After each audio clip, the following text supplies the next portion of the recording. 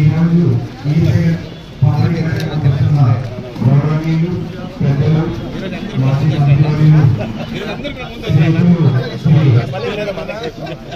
మంత్రులు చేసిన గౌరవ శాసనసభ్యుల వారిని సాధారణంగా వేదికకు ఆహ్వానిస్తున్నాము.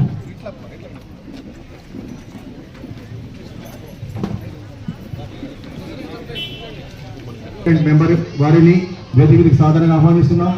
కిరణ్ కుమార్ గారు ex ward councillor, DRC Kumar గారు ex ward councillor, Shri minority TDP president Shri Krishnamurthy గారు ఎక్స్ కౌన్సిలర్, శ్రీ శ్రీధర్ గారు, శ్రీ గంగమ్మ టెంపుల్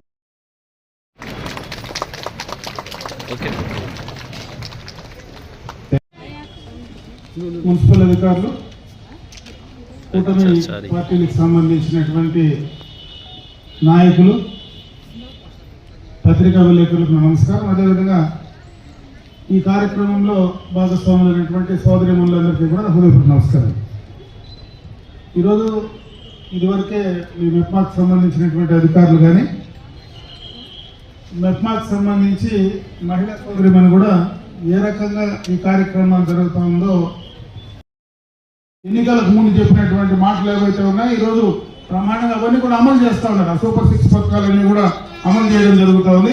ఈరోజు ఉచితంగా కూడా 3 గ్యాస్ సిలిండర్లు వేయడం కానీ, తల్లికి వందనం కార్యక్రమం కింద ఎంతమంది పిల్లలు ఉంటే అంతమందికి కూడా మనకు డబ్బులు వేసేటువంటి కార్యక్రమం కానీ, అదేవిధంగా ఫ్రీ బస్సులో మీరు ఎక్కడికి పోయినా కూడా ఈరోజు బస్సులో టికెట్ లేకుండా ఫ్రీ బస్సు కార్యక్రమాన్ని ఉపయోగించుకోవడం కానీ, ఇటువంటివన్నీ కూడా చెప్పినటువంటి మాట ప్రకారం మహిళా సోదరిమణులకు ఉపయోగపడేటువంటి కార్యక్రమాలు కూడా అమలు చేయడం జరుగుతుంది. ఇవన్నీ ఎందుకు నేను చెప్పాల్సి వస్తుందంటే ఈరోజు ఆర్థిక పరంగా ఈ రాష్ట్రం ఇబ్బందుల్లో ఉంది. గత ప్రభుత్వం చేసినటువంటి ఆర్థిక విధ్వంసం వల్ల పూర్తిగా కూడా ఇబ్బందులతో కూడుకున్నటువంటి పరిస్థితుల్లో ఉండినా ఈరోజు మహిళా సోదరిమణులకు ఏవైతే ఆ రోజు మాట చెప్పారో ఈ కూటమి ప్రభుత్వం ఆ మాటని పూజా తప్పకుండా పాటించేటువంటి కార్యక్రమం చేయడమే కాకుండా మన పట్టణానికి సంబంధించి దాదాపు అన్ని ఎక్స్టెన్షన్ ఏరియాస్ మొత్తం కూడా ఈరోజు ప్రభుత్వం నుంచి కూడా నిధులు తీసుకొచ్చి అవన్నీ కూడా మనకు సిమెంట్ రోడ్లు కానీ, డ్రైన్లు కానీ, మనకు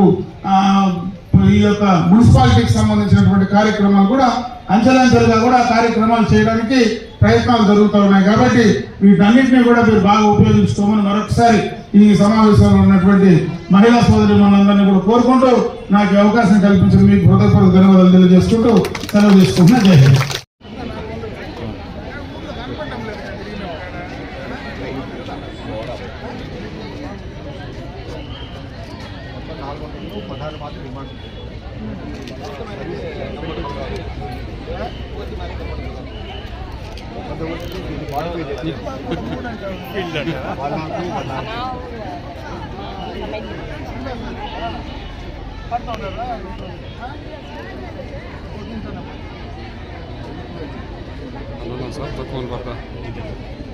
సార్